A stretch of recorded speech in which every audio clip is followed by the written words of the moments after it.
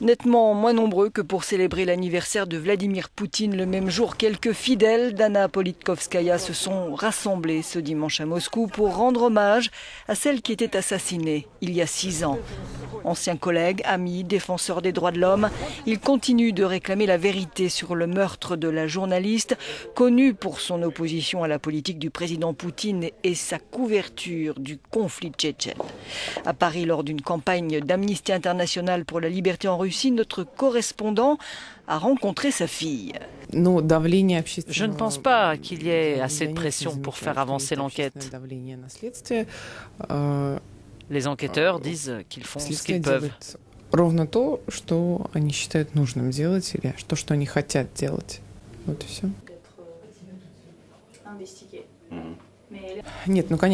Les médias d'opposition parlent de l'affaire, mais la presse d'État n'en parle pas. Et pour qu'ils en parlent, il faut un prétexte. Et ce prétexte vient de l'enquête. S'il se passe quelque chose, on en parle, sinon on n'en parle pas.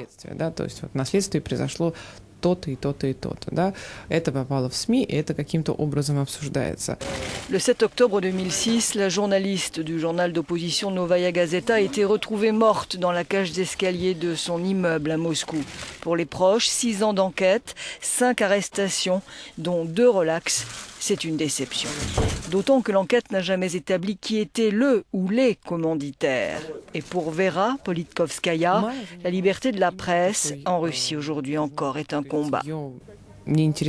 Ma mère a consacré sa vie au journalisme. Rien ne l'intéressait sinon transmettre la vérité au lecteur. En Russie, pour faire ça, il faut savoir le faire et pouvoir le faire.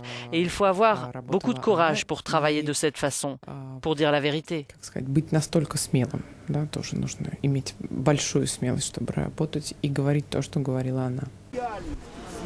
En 6 ans, à cause de Vladimir Poutine, dénonce-t-elle, la liberté d'expression et les droits de l'homme se sont encore détériorés en Russie.